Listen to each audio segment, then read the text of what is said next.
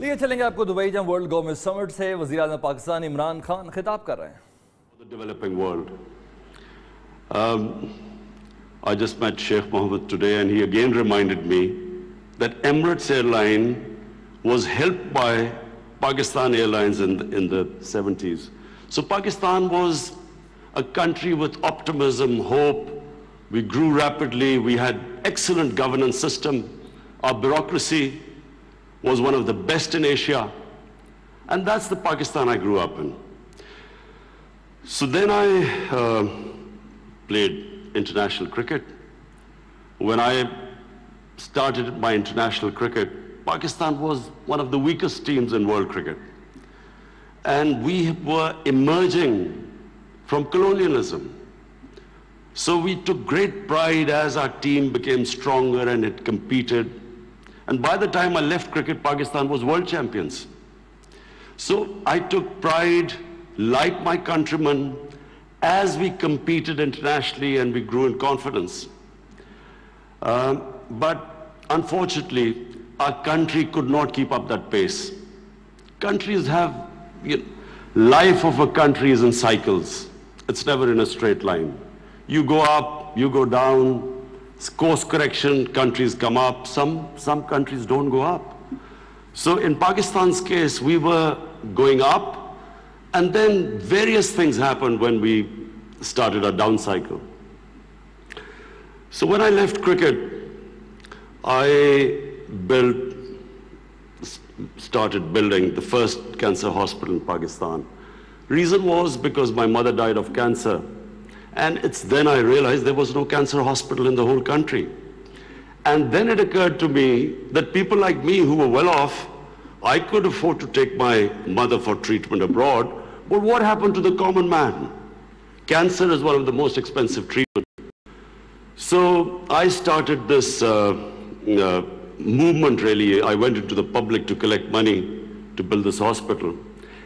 And so I'm just explaining to you how I got into politics. So one was cricket, watching our country go up as a cricketing nation, the pride that we could compete internationally and become world champions. Second was this cancer hospital. When I went to the public to collect money, I realized that our people are very generous and strong. Poorest of the poor people supported me. And I did what no one ever thought would happen, is that from public, I eventually collected money and built the hospital. And not just that I built it. It's a cancer hospital where 80% of patients get free treatment. Cancer treatment is one of the most expensive treatments. So then first I built it, and then to run the hospital, I again went to the people. And so it is the only private cancer hospital in the world which treats 80% people free, because it's the people who donate to the hospital. They built it, they run it. So I kept thinking, why is it that people are so generous to build a hospital and run it, but why don't they pay taxes? We were a country, and then I discovered we're a country which is amongst the top 5 countries in giving charitable donations. But at the same time, we are right at the bottom in giving taxes. And the reason was that people did not trust the government. They thought that their taxes were wasted by the government. It was spent on the lavish lifestyle of the ruling elite. So why would people pay taxes? And of course, then the levels of corruption, because corruption is basically stealing taxpayers' money. But there was a third reason why I ended up in politics.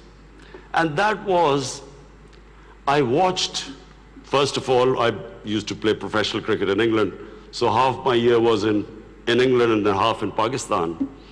And I saw how a developed country, how the institutions worked, why they went ahead, how the governments were accountable, how there was meritocracy, and above all, how there was human development, the money spent on human beings. So I could compare what was going on in Western countries, and then I could see what was happening in our own country. But then I also saw other countries develop, and one of them was UAE. I used to play cricket in UAE from 1980 onwards, and I saw UAE kept developing. And then afterwards we saw China develop. So the common thing in all countries that have gone ahead is governance. And governance has two aspects. One is a government has to be accountable. The more accountable a government, the more clean a government, the more successful it is. And secondly, again I repeat, is meritocracy. The better the system of getting the best talent to the top, the better the country. Let me just give you a sporting example. Australia is the most successful cricketing country in cricket history of over 200 years, because Australia has the best system of bringing its talent up. Pakistan, in my opinion, and I'm not prejudiced, I understand cricket better than probably everyone in this hall. Pakistan has the greatest talent. Of all the countries I've played, I've never seen as much talent as in Pakistan. But we do not have a system of bringing that talent up. So what's the point of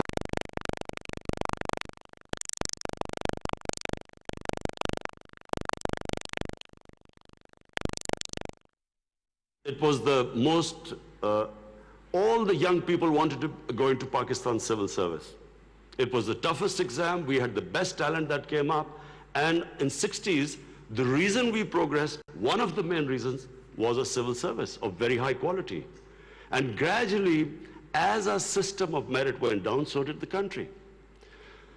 So I wanted Pakistan to go up. And as I said, I saw UAE going up. The way each year you came, it changed. It got better and better. And similarly, and of course the greatest example is China. For me, the thing about China, which is just remarkable, no nation in the history of mankind has done what China has achieved. In 30 years, they have brought 700 million people out of poverty. It is just a phenomena which has never happened in human history. And of course, my motivation, again, of the Pakistan I wanted to see was based, and I am a student of history, Islamic history especially, was on the Prophet, or Prophet, peace be upon him, the state of Medina, which he created. Now, why do I say the state of Medina? Because the state of Medina laid the foundation of one of the greatest civilizations in the history of mankind. The principles that found the foundation of the state of Medina is what, for the next 700 years, was the greatest civilization on earth. And what were those principles? The state of Medina was founded on incredible principles of justice and humanity. It was the first time a welfare state was made, a state that took responsibility of the weak, what China has done right now. That was the state of Medina, where first time a state took responsible for its poor, its weak, its orphans, its widows. In the state of Medina, the first time pensions were created. Old people were also, it was a humane state. And secondly, there was justice, rule of law. These were the two main things. And the third thing, the Prophet of Islam, peace be upon him, made seeking knowledge a sacred duty. The word was that even if you have to go to China to seek knowledge, you must. Those days going to China meant not coming back.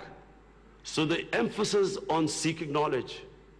For the next 700 years, all top scientists were Muslims. And that was the state of Medina. It laid that foundation. And Then the way minorities, other religious people were treated. The Prophet signed famous, the Misaq-e-Medina. There's still a letter in St. Catherine's Church which was signed with the Christians that your places of worship will be, till the end of time, they will be protected by Muslims. Secondly, that no forcible conversions would be in Islam. Thirdly, the Prophet's last sermon, it is a charter of human rights. It's about how human beings are equal. So it was a humane state created, rule of law, emphasis on education, that led to the growth of Muslim civilization. So this is, in Pakistan, we want the same basis of our state. The rise of what I believe, the way our country will rise, it will go back to those principles. We must, number one, have rule of law, everyone equal before the law. State must be accountable. We must have a welfare state where the state must take responsibility of its poor people. Half our population is on the poverty line or just above, and about 25% are below the poverty line. The state must take responsibility. All policies of the state must be, like in China, how do we lift the people from the bottom? And the most important thing is that we must, in Pakistan, start a reform program. Reforms are painful, but it is essential if we have to get out of our current problems. So, first of all, I joined politics in '96. From '96 to 2013, there was a very small party. Most of the time it was one step up and 3 steps down.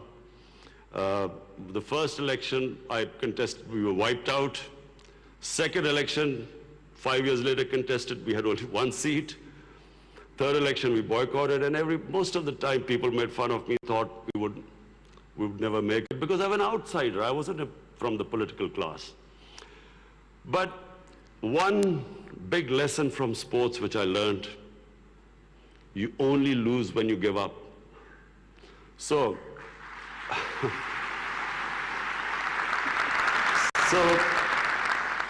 kept learning from my mistakes, kept getting up, falling, getting stronger. Eventually, we formed government in one of the 4 provinces in 2013, and it was the KP province which was devastated by war on terror. It was on the border of Afghanistan, the tribal areas, the whole fighting took place in that region. The police was devastated by attacks. We had 70% of industry closed, and KP has a reputation that they only give you 1 chance. Each government comes once, it's ousted the next time. So we came in a coalition government and we started our reform programs. First of all, we started spending money on human development, health and education. Secondly, we did, first time in Pakistan history, no party had done before, we started spending money on climate change. Pakistan is about 8th in the countries that are most vulnerable to climate change. So we took this ambitious mission of planting 1 billion trees in 5 years. And then we reformed the police, depoliticized our police, depoliticized our bureaucracy, and then started tourism.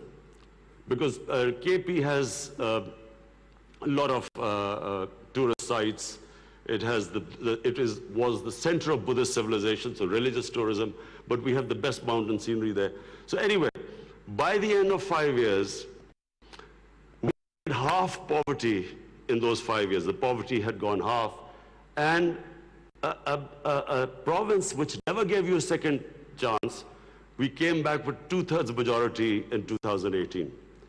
Not only did we win there, then we formed government in the last election. We got 17 million votes, which is the highest ever won by a party. And so now we have our reform agenda.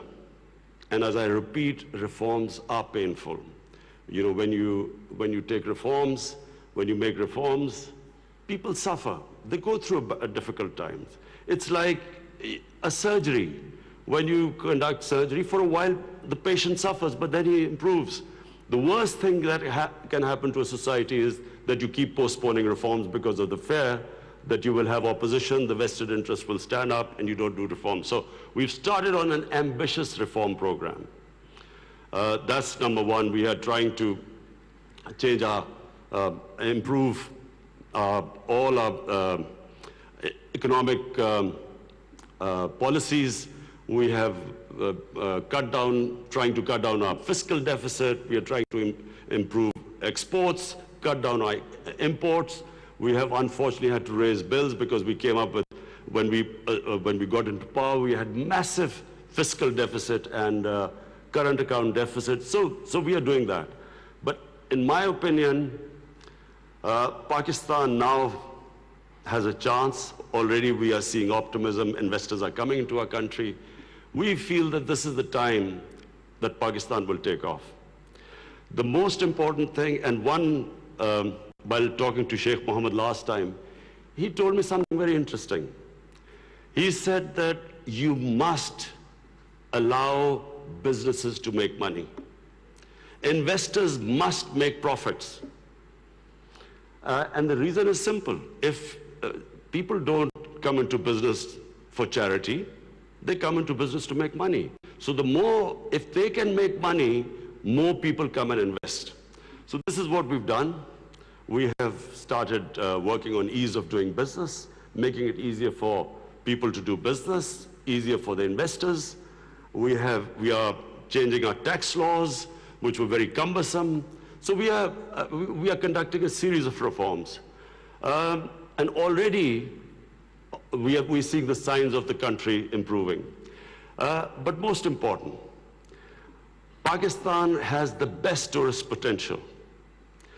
At the moment, we have hardly any tourism compared to other countries. But Malaysia, with just beach tourism and resorts, Malaysia has $22 billion it makes from tourism. Turkey, with beach and historical sites, beach tourism, Turkey has $42 billion from tourism. Now, Pakistan has probably one of the best mountain scenery anywhere in the world. Half the world's highest peaks are in Pakistan. Pakistan has 1,000 kilometers of coastline. Pakistan has the oldest historical monuments, probably as old as anywhere in the world. We have Indus Valley civilization, which is 5,000 years old. We have Peshawar, the oldest living city in the world, 2,500 years. Lahore and Multan, ancient cities. But what we have, probably more than any other, hardly any other country has, is religious tourism. We have, for Muslims, we have the Makkah and Medina of the Sikhs. The Sikh religion has the two holiest sites in Pakistan, and we have just opening those sites for Sikhs. And we have opened up a visa regime. First time in Pakistan, we have 70 countries which can come in and get visa at the airport. We also have, I mentioned Buddhist civilization, the Gandhara civilization, which was the cradle of Buddhist civilization, is in KP, north of Islamabad. Some of the ancient sites, the biggest sleeping Buddha, 40 feet, is in Haripur. And then we have, for the Sufis in Islam, we have some of the greatest highest number of Sufi shrines all over Pakistan. So what we are doing is we are opening up the country. We are opening up for tourism, investors, and I would like to finish my talk by saying something else which Sheikh Mohammed said. Sheikh Mohammed said, apart from this great thing which has stuck in my mind, that a businessman must make money. You see, what happened in Pakistan was people were making money. Then came 70s and we had a socialist government. When the socialist government came in, everything went anti the big businesses. They was nationalized. And the mindset of our bureaucracy and our politicians was that somehow making money was a sin. So now we are reversing the whole thing. We are now asking businesses that, look, we will help you in making money, because the more money they make, the more investment will come. But the only thing is, the money, as we create wealth, that wealth will be used to lift people out of poverty. So we want an equitable growth. We don't want the rich to get richer and the poor to get poorer. I am really against this neoliberal economics where you have 62 people owning as much wealth as 3 billion people on this earth. I think that the distribution of growth should be equitable. But the last thing I wanted to say about what Sheikh Mohammed, I still remember. It's very important that to take risks in life. Sheikh Mohammed said that when 9/11 took place, he immediately called up Sheikh Ahmed and Emirates Airline and said, buy aircrafts and engines of aircraft, because everything went down, prices of planes went down, people were not flying as much. This is the key, in my opinion. This is the difference between very successful people and people who don't take risks. I have played 20 years of international cricket. I saw a lot of players with a lot of talent, but they never made it big because they were scared of losing. They would not take risks. Players with less talent, but that ability to take risks, chances, they also had bad times. But eventually, the ones who took more chances and risks were the ones who made it big. This is the time, my last word is to the investors. This is the time to come to Pakistan when it is just going on the upswing. This is the time to invest in the country.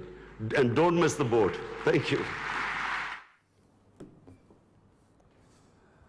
वज़ीर-ए-आज़म Imran Khan Dubai में world government summit से खिताब कर रहे थे। उनके अपने खिताब में उन्होंने पाकिस्तान की हिस्ट्री, पाकिस्तान के असासों से मुतालिक और पाकिस्तान के मुस्तकबिल के हवाले से दुनिया भर के सरबराहान मुमलिकत को आगाह किया। न्यूयॉर्क 6 से अब तक